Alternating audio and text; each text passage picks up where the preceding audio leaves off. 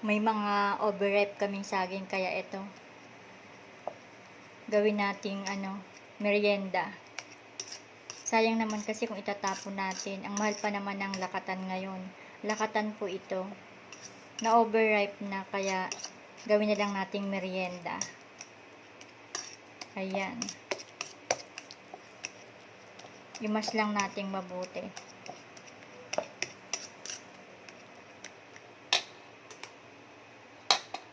Lagay natin yung all-purpose flour. Meron ako dito yung all-purpose flour. 200 grams lang ito. Ayan.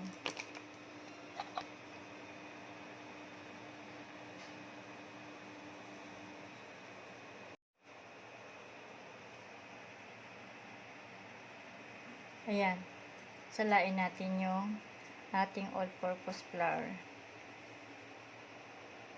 Lagyan din natin ng konting baking powder. Ayan.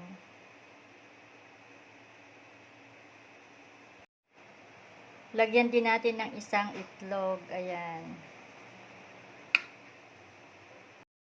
Isang kanang Alaska Evap. Ayan.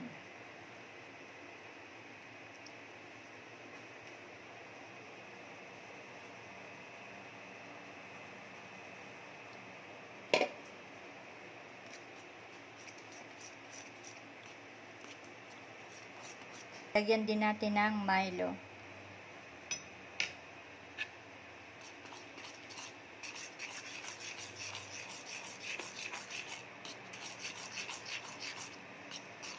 Dahil matamis na ang ating banana, lalagyan lang natin ng isang kutsarang brown sugar lang din. Dahil matamis na ang ating banana, kaya lagyan lang natin ng 2 kutsarang brown sugar.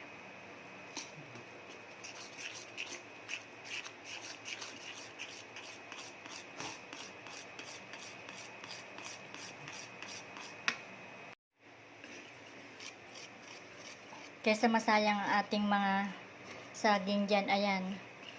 Ito, gagawin kong merienda. Mabilis lang din naman itong i-prepare. Kung ano lang din yung mga available na ingredients dito sa ating bahay. Yun na lang din ang ilagay natin. Oh. Ayan. Iluluto ko ito sa air fryer.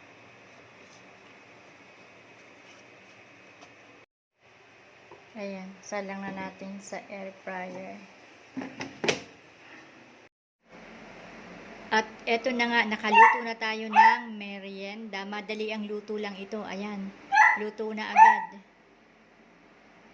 Merienda na tayo. Thank you for watching my videos.